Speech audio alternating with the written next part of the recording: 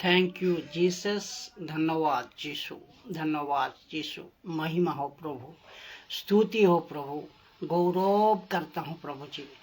आज और एक ट्रैफिक का साथ प्रभु को धन्यवाद देते हुए, प्रभु को धन्यवाद देते हुए आज एक नया ट्रैफिक का साथ आप सभी का सामने उपस्थित हूँ।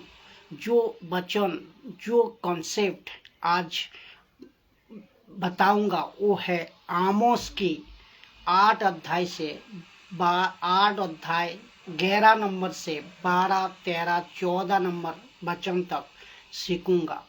और इसमें बहुत कुछ आप बहुत बार पढ़े होंगे, बहुत पास्टर और बिशप का साथ इस प्रचार को सुने होंगे ये विषय के, लेकिन आज एक अद्भुत पुस्तक की अद्भुत एक जानकारी का साथ इस प्रचार को मैं रखूंगा।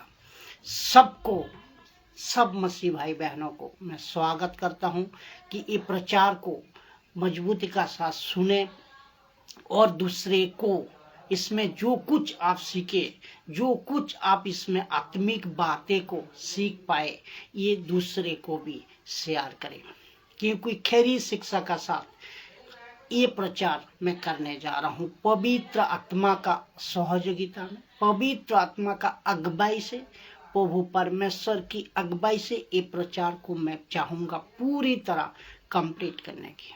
तो आइए चलते हैं, पढ़ते हैं कि आमोस 8 अध्याय 12 नंबर वचन एक इस वचन का ऐसा खुलासा पहले कभी आपने नहीं सुनी होगी। तो आमोस 8 अध्याय 11 नंबर वचन क्या कहते हैं, इसको पहले पढ़ते हैं। परमेश्वर यहोवा की ये वाणी है, परमेश्वर यहोवा की ये वाणी है कि देखो ऐसे एक दिन आते हैं, ऐसे एक दिन आते हैं जब मैं इस देश में महंगाई करूंगा। तो इस देश में महंगाई जिसको कहते हैं अकाल कह सकते हो आप, जिसको परमेश्वर यहोवा की ये वाणी है, देखो ऐसे एक दिन आते हैं कि जब मैं इस देश में महंगाई करूंगा। बोलो तो महंगाई करूंगा, इस देश में महंगाई करूंगा। तो जिसको आप कह सकते हो अकाल। ये लाइन को ऐसे पढ़ने से लगता है कि महंगी होने का मतलब इसमें चावल दाल आटा, ये वो खाने का वस्तु की बात हो रही है, लेकिन चावल आटा दाल की बात यहाँ नहीं हो रही है। लेकिन नहीं देखते हैं महंगी किस चीज़ की हो रही है, यहाँ देखते हैं महंगी किस चीज़ की हो रही है। इसका दूसरा लाइन को जब आप पढ़ते हैं तब इसमें समझ आता है कि इसमें उसमें ना तो अन्न की, देखिए उसमें ना तो अन्न की भूख, ना तो पानी की प्यास, ना तो अन्न की भूख और ना ही कि पानी की प्यास होगी, परंतु यहोवा के वचनों की सुनने की भूख और प्यास होगी। कि अद्भुत है ना। उसमें और एक बार दोहराता हूँ मैं, उसमें ना तो अन्नों की भूख होगी और ना तो पानी की प्यास होगी, परंतु यहोवा के वचनों की सुनने की भूख और प्यास होगी। इसको कहते हैं कि परमेश्वर का वचन, इसमें आप क्या समझ सकते हो? इसको कहते हैं कि परमेश्वर का वचन रोटी है पहला नंबर, और इसको कहते हैं कि और परमेश्वर का वचन पानी है। इसको कहते हैं परमेश्वर का वचन रोटी है और इसको कहते हैं परमेश्वर का वचन पानी है।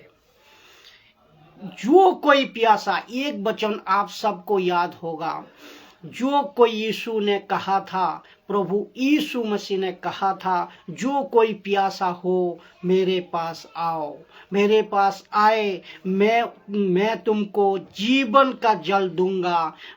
और वो ऐसा श्रोता होगी कि वो उसमें उमड़ता रहेगा। ये बात याद आपको आ गया होगा। यीशु कहते हैं मुझे खाओ, यीशु कहते हैं मुझे खाओ, मैं रोटी हूँ। बात आपको याद आ गया होगा। तो महंगी होगी किस चीज की? महंगी होगी किस चीज की? महंगी होगी वचन ही की, महंगी होगी वचन ही की, परमेश्वर की वचन की महंगी होगी। सोच को देखिए, आज आपका पास क्या है? आज आपका पास वचन है, आज आपका पास बाइबल है, और आज आपका पास में बाइबल है।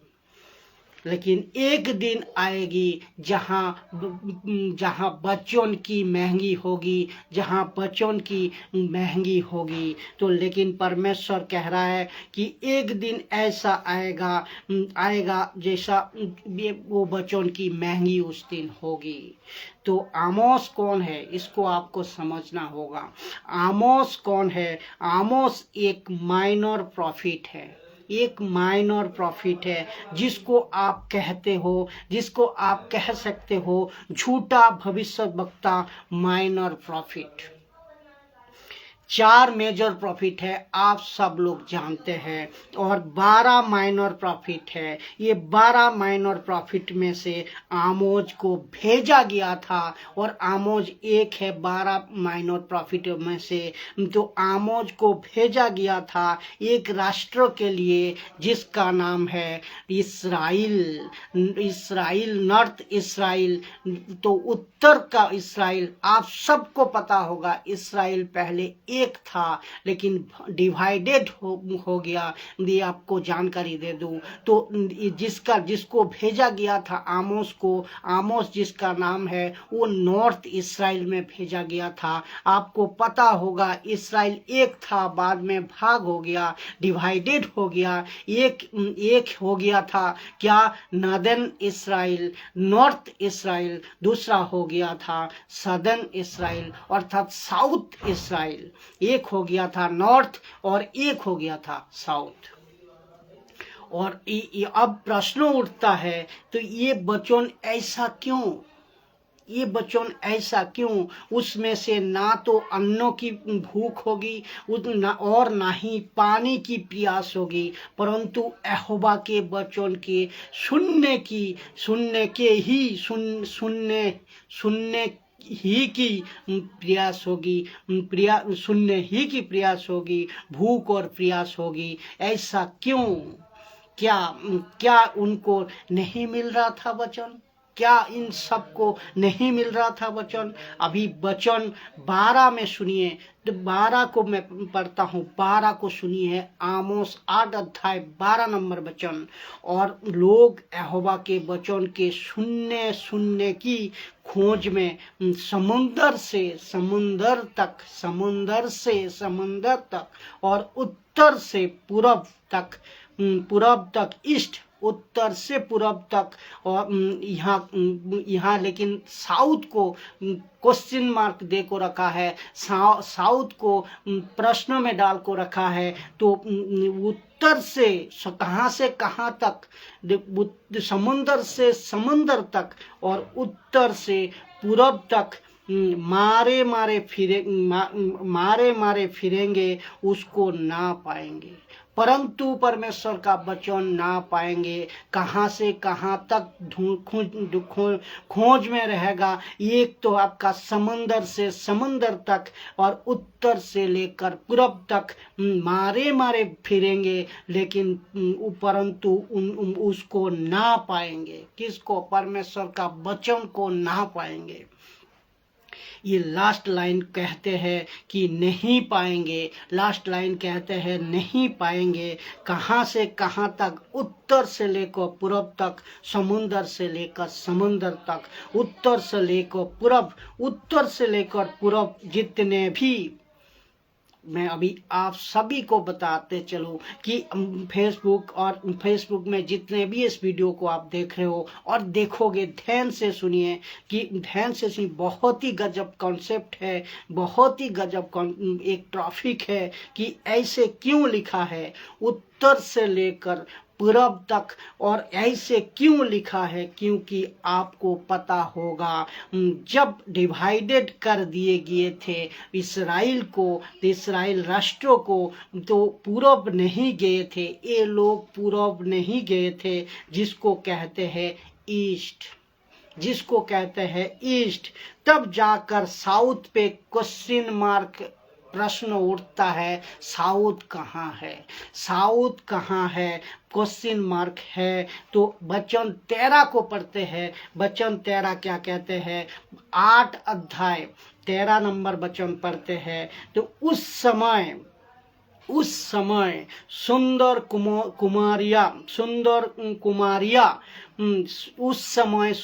कुमारिया और जवान पुरुष दोनों प्यास के मारे मूर्छा खाएंगे।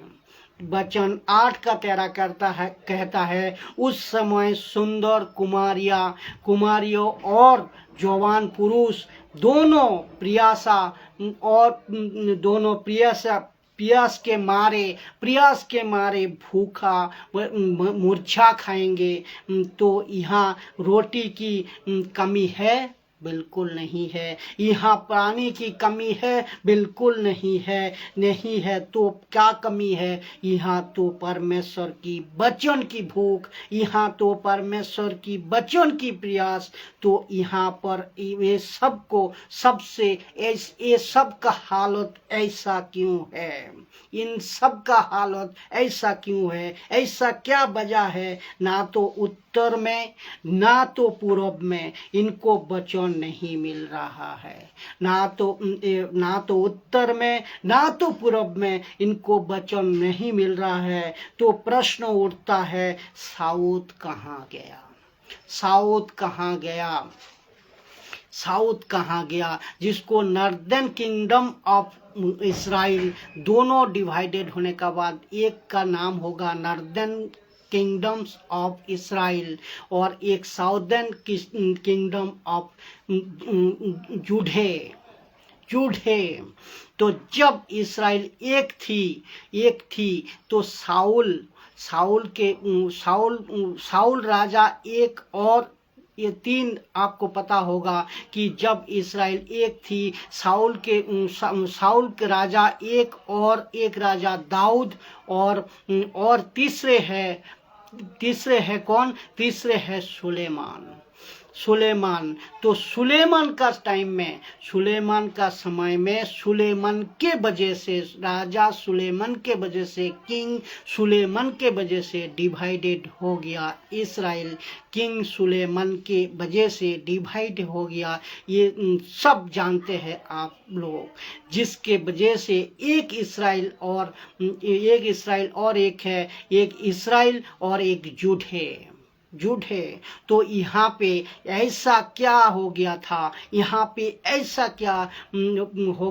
हो गया था कि ये वचन नहीं मिल रहा था। इसका मतलब क्या है? इसका मतलब ये है, वचन कहाँ है? यहाँ पे वचन कहाँ है? वचन है साउथ में, परमेश्वर का वचन है साउथ में। और ये लोग भटक रहा था। कहाँ ये लोग भटक रहे थे? कहाँ? नॉर्थ में, उत्तर में और पूर्व में, ईस्ट में और नॉर्थ में। अभी सुनिए, एक अद्भुत कनेक्शन है। आपको पता होगा कि मत्ती 2 अध्याय में ईस्ट पूर्व किसको कह दर्शाता है? मत्ती 2 अध्याय में पूर्व अर्थात ईस्ट को किसको दर्शाता है? ईस्ट किसको दर्शाता है? ईस्ट अन्य जाति को दर्शाता है। और ईस्ट किसको दर्शाता है? मूर्ति पूजक शहर को, मूर्ति पूजा करने वाली शहर को ईस्ट दर्शाता है। तो जो और एक बात देखिए कनेक्शन, ज्योतिषी यीशु को मिलने कहाँ से आए थे? ज्योतिषी यीशु को मिलने कहाँ से आए थे, देखिए, और ज्योतिषी आए थे, कहाँ से आए थे, वो भी आए थे पूर्व से, ईस्ट से। तो लेकिन और एक बात सुनिए, ज्योतिषी आए थे और ज्योतिषी विश्वासी नहीं थे, ज्योतिषी विश्वासी नहीं थे। तो इसका मतलब क्या है कि लूसीफर कहता है कि मैंने तुम्हारी हालत ऐसी कर दी है, मैंने तुम्हारी हालत ऐसी कर को रखी है कि तुमको साउथ जाने से रोक दिया। तुम्हें परमेश्वर का वचन कहाँ पे है, साउथ में है, और तुम्हें मैंने साउथ जाने से रोक दी है। ऐसे हालत लूसीफर कर दिया है। तो क्योंकि साउथ में यरूशलेम है, साउथ में परमेश्वर का पवित्र मंदिर है, साउथ में परमेश्वर का पवित्र स्थान है, तो साउथ में परमेश्वर की मंदिर है, और साउथ में यीशु है। साउथ में यीशु देहोधारी हुआ था, देहोधारी होकर आया, साउथ में यीशु देहोधारी होकर आया। अद्भुत है ना, अद्भुत कनेक्शन है। तो इसका मतलब ये है कि आज भी बहुत सारे साउथ वाला चर्च है, आज भी बहुत सारे साउथ वाला चर्च है जो खरी शिक्षा को ले को चलते हैं, जो यीशु की सही वचनों का शिक्षा देते हैं। लेकिन 90% कलेसिया जो भटक रही है, कहाँ, या तो नॉर्थ में, या तो ईस्ट में, या तो उत्तर में, या तो पूरब में। तो लूसीफर कहते हैं साउथ का चर्च में नहीं जाना, खरी शिक्षा का चर्च का पास्टर को, प्रिशप को, सेवक को फॉलो नहीं करना, क्योंकि वहाँ यीशु है। लूसीफर कहते हैं खरी शिक्षा परमेश्वर का वचन को देने वाले को पास नहीं जाना, क्योंकि साउथ में है यीशु, और साउथ वाले चर्च यीशु की वचनों का लेकर चलते हैं, जो कैसे तुम अगर कैसे तैसे कर को तुम्हें रोकेगा लूसीफर। जैसे तुम साउथ में जाओगे, लूसीफर कहता है जैसे तुम साउथ में जाओगे, पहुंचोगे, तुम्हारी हालत ठीक हो जाएगी, तुम्हारी बिगड़ा हुआ हालत ठीक हो जाएगी। ये बिल्कुल नया ट्रैफिक है, ये बिल्कुल नया ट्रैफिक। इस ट्रैफिक को आमोस 11 से 14 तक बहुत अद्भुत तरीके से आप इसको समझिए और पढ़िए और देखिए, सुनिए, और जितना हो सके शेयर कीजिए, ध्यान से सुनिए और खूब शेयर कीजिए। इसका मतलब क्या है कि आपको पता होगा, लूसीफर ऐसी हालत मसीह की आज भी, मसीह की देहों और अविश्वासियों को कर रखा है। लूसीफर ऐसी हालत कर रखा है कि उसमें क्या कर रखा है कि वचन को, महत्व को खत्म कर दिया है। वचन का, परमेश्वर का वचन का महत्व को, वैल्यू को, इम्पोर्टेंस को खत्म कर दिए है। ऐसी हालत कर दिया, लोग भूखे हैं और प्यासे हैं, उनके पास सब कुछ है, लेकिन सिवाय परमेश्वर की वचन की सही शिक्षा, परमेश्वर की वचन की सही ज्ञान, ये सिवाय और सब कुछ है।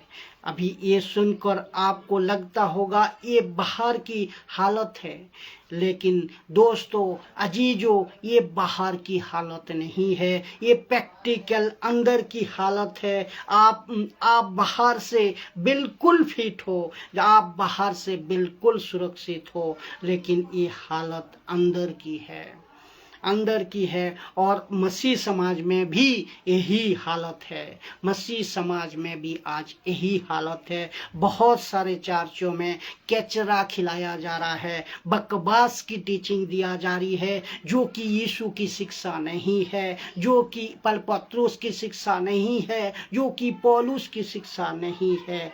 तो लूसीफर इस तरह गड़बड़ी डाल को रखी है। तो क्योंकि उसकी रूह, लूसीफर की रूह का बनाया हुआ टीचिंग चल रहा है। इससे बचिए, मैं कहता हूँ हर एक किसी को इससे बचिए। बच्चों का सही खुराक, बच्चों का सही आत्मिक ज्ञान, बच्चों का सही अर्थों का सात अर्थों को ले को समझिए। कि आमोस 8 अध्याय 13 नंबर वचन को देखते हैं। लिखा है, उस समय सुंदर कुमारियां और जवान पुरुष दोनों प्यास के मारे मूर्छा जाएंगे। यहाँ ऐसा क्यों? सुंदर पुरुष, सुंदर कुमारियां और पुरुष, ये दोनों क्यों प्यास के मारे मूर्छा जाएंगे? ये क्यों ऐसा लिखा है? क्योंकि अगला जनरेशन, अद्भुत टॉपिक, क्योंकि अगला जनरेशन तो इनका ऊपर ही है। अर्थात अगला, मैं जो अभी प्रचार कर रहा हूँ, अगला जनरेशन के लिए वो अगला जनरेशन यही है, सुंदर कुमारियां और पुरुष। तो आज मैं आपको यहाँ पे इस वचन को, आज आपको इस विषय को ठीक से नहीं पढ़वाया, ठीक से नहीं शिक्षा दी, सिखाया, तो अगला पीढ़ी को आप नहीं सिखा सकोगे, आप नहीं खिला सकोगे। तो इसीलिए लिखा है कि लिखा है, उस समय सुंदर कुमारियां और जवान पुरुष दोनों प्यासे के मारे मूर्छा जाएंगे। तो मैं आपको, आज का मसीह समाज को एडुकेटेड करना चाहता हूँ। एक वचन का सही खुराक लीजिए।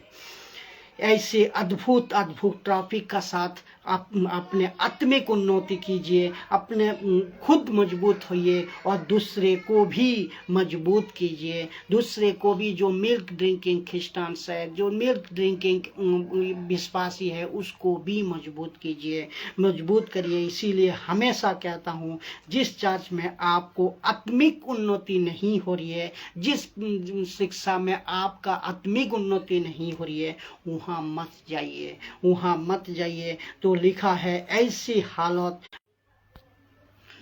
थैंक यू जीसस, धन्यवाद यीशु, धन्यवाद यीशु। तो मजबूत करिए, अपने आप को मजबूत करिए परमेश्वर का वचनों का साथ, और आपका द्वारा आप मजबूत होइए, दूसरे को भी वचनों का सही मजबूत ज्ञान दीजिए, और ज्ञान दीजिए। वहाँ मत जाइए जहाँ आत्मिक।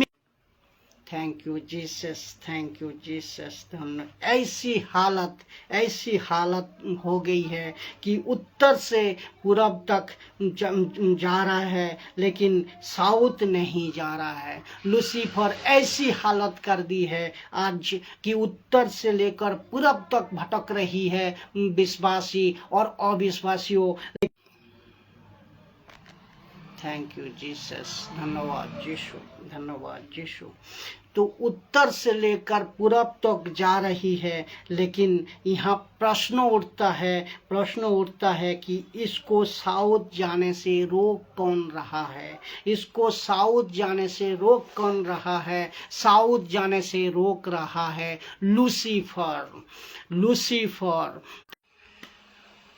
लूसीफर साउथ जाने से इन लोगों को रोक रहा है। लूसीफर कह रहा है, नहीं जरूरत है तुमको साउथ जाने को, कि भूखे रहो, प्यासा रहो। और परमेश्वर क्या चाहता है? परमेश्वर कभी भी अपने लोगों को बीच में, परमेश्वर अपने लोगों को नहीं चाहता, कभी भी नहीं चाहता ईस्ट में रहे, और ईस्ट